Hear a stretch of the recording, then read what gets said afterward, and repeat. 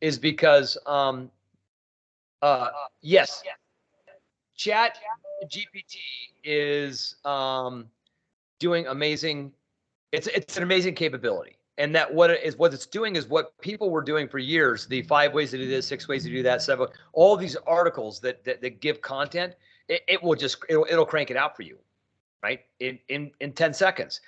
And it gives you a great starting place. But what I think what we're going to see then is we're going to see an overload of the 7 ways, the 5 ways, the 6 ways, the et cetera. So that will be, the market will become overwhelmed. Those articles will lose their value, maybe valuable now, but it will lose its value. And so what will be the next thing that will get people's attention? What is the thing we should be thinking about right now? And it always comes down to personal. I look at it as UX, but you know what I mean? That's what I'm trying to play with in my mind is what, so I could be developing that now and already be there. Yeah. I think that if you're going to use AI copywriting, that you should not do the top 5 ways, the top 10 things, the list, all those standard headline formulas. Yeah. None of those. I think that if you want yours to stand out and you still want to use it, you still want to use the AI, I would say stick to one thing. So like instead of the 7 ways to something, just basics. How to do this. Oh, okay. Interesting. Just one thing. And this is the only way to do this. So don't give them options. Give them the one thing. Obviously, edit the copy to be the one thing. And from there, the one thing should lead into a conclusion that you drive them towards. Yeah. So that they aren't left with options. They're left with your conclusion. Yeah, and got it. You ask them to take an action based upon that conclusion. I'd say that's the only way to use AI copywriting once everybody's using it, which they are now. So right, I know it's everywhere. Yeah, it's everywhere, and it makes sense. Have you started seeing articles that you say, "Oh yeah, that's AI"? So it reminds me a little bit of stock photos, right? Where people they used to get good, there are very few people had access to really high quality photos they could use for publishing and other stuff like that, right? Now everybody has access to that, right? So now I know that you sit there and you go, oh, that's a stock photo. Yeah. So for me, that's a negative. I look at it and I go, I get turned off by it, right? Oh, I look at a website that has stock photography on it or a book that has stock photography on it. I just like, oh man, that's just, I just shake my head. It just doesn't. Yeah. Some guy on Upwork made that. That's every time I see something like that, I'm like, oh yeah, someone spent $50 on Upwork. Yeah, exactly. Exactly. So that's what I mean is so it loses its attraction. So someone like me, and it degrades in the head. So you've now created a negative experience because people are negatively associating this with a checkbox. You got some kind of a checkbox. That's what I'm thinking about the ChatGPT is that it's a checkbox. Now you can take it as a starting place, and to your point, you can really pump it up and make it look good, right? You can really put some personality into it and use that. And it has a pretty good structure to it. It's structured pretty well, though I haven't looked at the structure and broken it down. I've seen the articles that come out, the people that is generated. But so that's what I'm saying is that what does that? You remember the movie Her? Who? Her, H-E-R. Her. Yeah. Yeah. So Her was. I think I told you to watch that. I think I was one of. I watched it because you mentioned it. Yeah, probably. Yeah. I went and watched it because I'm like, the way you described it, I'm like, that's a really just interesting way to look at it. So, yeah. Hopefully got more out of it for that because I liked it because I watch it now and I don't appreciate it very much, but I was right into that technology. That was when I was with Omnia, right? We were right into that technology. So it was like, that was an instantiation of that technology. I'm like, wow. So it did that.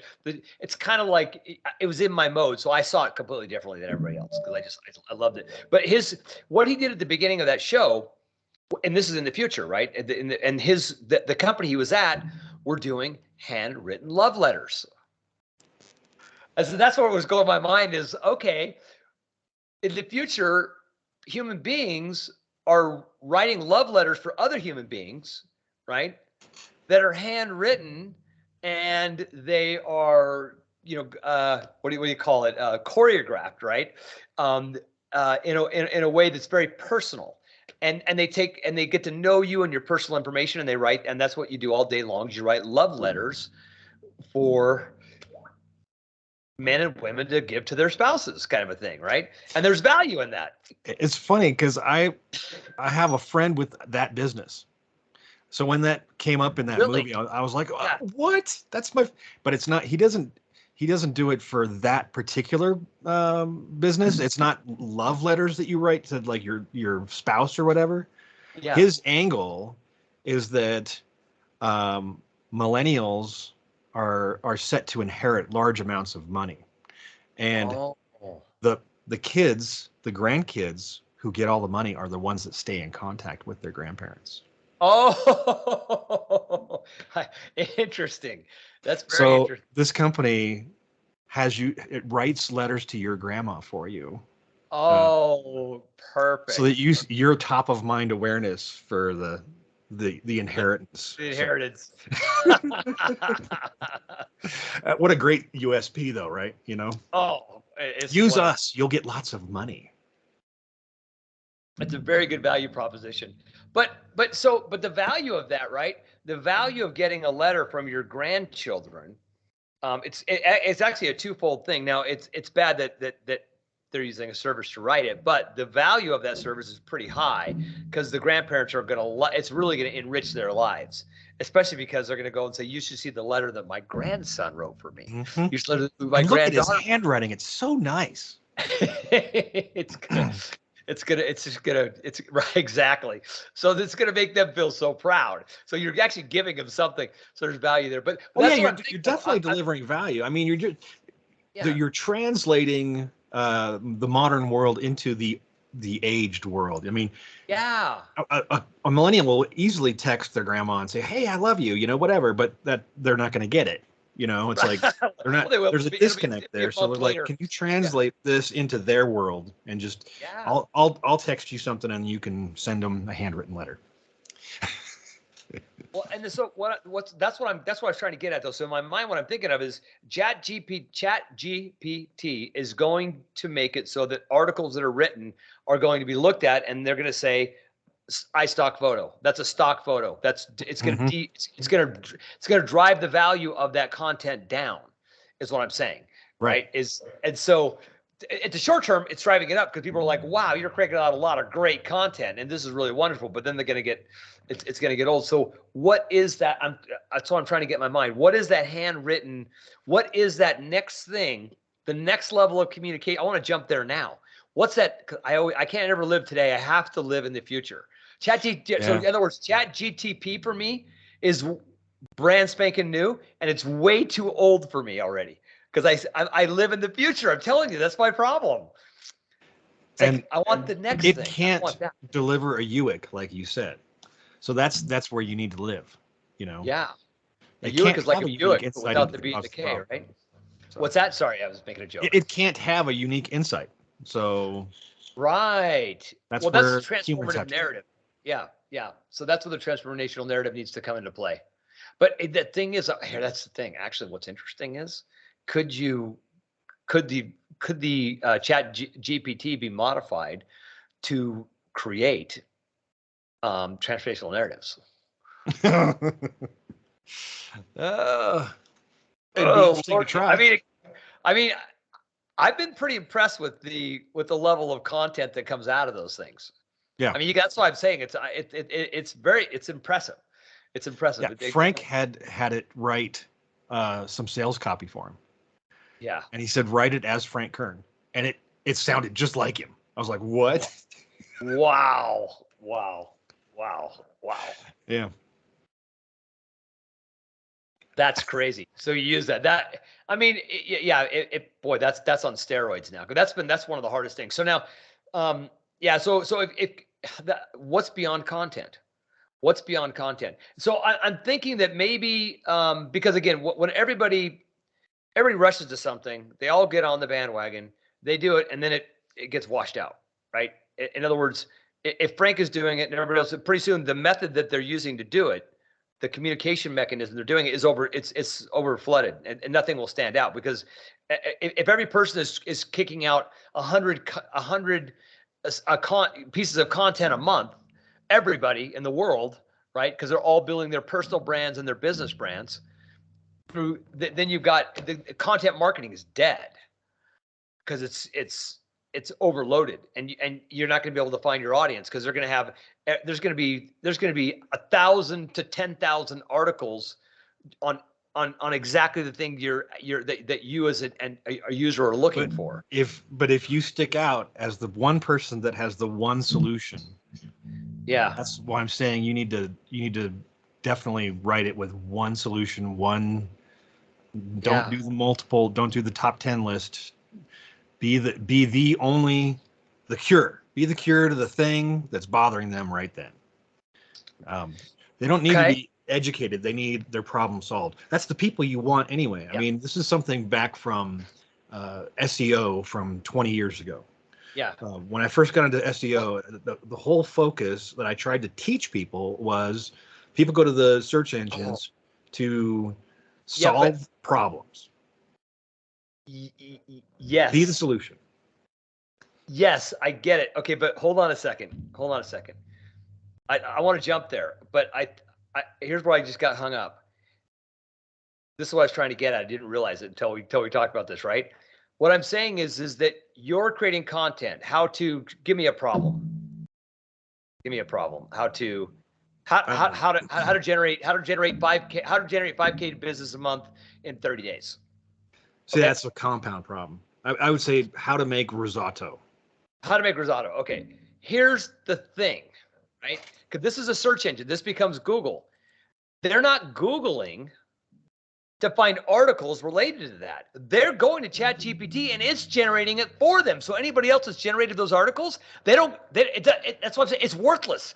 In other words, it's real-time data, and the data in the engine should be getting richer and richer every time. So any article that you choose to go publish is already too old and useless. That's what I was trying to get at. So the individual is finding their own. It's kind of like, remember how now 80% of, in most businesses, not all, but I mean, in most businesses with a brand, customers are now going through 80% of the sales cycle. What used to be a much more difficult thing, they go through the first 80% by themselves, and then they go to they already know what they want by the time they go to the companies. In standard brick and mortar kind of situations and whatnot, right? So you used to have the knock on doors and do all the different things and blah, blah, blah. And you had to walk them through all these sales processes, etc. Now you don't have to do that, right? The customers are able to self-select. So that's what I'm saying is that the power of ChatGPT isn't right now. It's the people who love it or people who are trying to create content, but this is a search engine, and this will become widespread. And so any article, if you do an article at 9 in the morning and I ask about risotto and I ask it at 10 at night, mine's going to be different because more information is going to be added to it in the world. That's the point. And Google is one of the holders of some of the top AI technology out there. 100%. Yeah. So you may very soon type things like that into Google and get AI generated content. 100%. That's what I'm saying. So content marketing. That's why I was trying to jump towards. I see ChatGPT being the end of content marketing is what I'm getting at, because it's all self-serve. They don't need that stuff. So what do we become? What's next? What's the thing that will jump out from how do I get known as a brand? How do I build a brand digitally? I'm only talking digitally, obviously, but I mean, that's what I'm getting at. It's like, that's where we're headed. You got to be unique. You do. Well, I wonder if we should get a book around that. You know what I'm saying? If someone had a book or something. Yeah, I don't know what you call it though. Yeah, I don't either. So guess what? That book, by the way, I said, you know what? I'm gonna take the transcribed chapters and just clean them up. I had Sassy clean them up a little bit and stuff like that. Where she cleaned them up, put them up, and she's up. They're all up there now. And then I went over to an editor. I said, let me just go to and do some Fiverr editors to see if I can get some people. By the way, Fiverr turns out to do a full ghostwriting kind of book thing, editing. It's between about 2,500 to 5,000, something in that range is about the low end. You get 2,500, about 5,000, maybe get a little higher, maybe 7,500 in some cases with some exceptional people, kind of thing. But that's generally the range. I didn't know that before, so now I know that. So, but so I went out and I did it, and I got this gal to look at it, and I said, now on this book, because I have a body of knowledge, and then we go into this Q&A kind of a thing, right, on each chapter. My question was kind of like, she said, yeah, I can do this for you as a ghostwriter. And I go, okay, but what I want to know is, what you're not telling me is the content good enough already where you're just going to go through and do an editing process, or is it need to be rewritten? And she came back and said, oh, it needs to be rewritten entirely. Every single page, every 100%. There's not, yeah. If it's just a transcript, yeah. Transcripting it was, that's not the that's not the way to write a book. No, that's not the way to write a book. But it was interesting. It was interesting nonetheless to check it out and try it. But that's 2 years old now. I did this. I can't believe it's been 2 years since I've done that. But I might go out and get an editor. But I don't want to. I'm not ready to pay. 2,500 to me is going to be throwing money away, because it's not going to be as quality as I need it to be. And I don't want to go. You're not going to get what you want for $2,500. No. But maybe this is good timing on the book, because as we just were talking about, maybe it's good timing. I say, you know what? Maybe the book does need to change, and maybe what I need to do is, yes, you need to understand your uniqueness, but it's also maybe there's something in there around that. How do you begin to market your uniqueness? What does that next stage look like when any question and any problem can be solved by chat that has ever been solved and worked on across the web in multiple countries and multiple locations by multiple people, is all consolidated in real time for your benefit into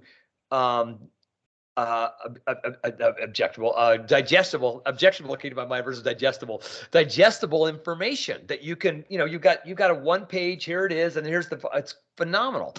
Right. So how do you do that? And that's what I think I need to work on.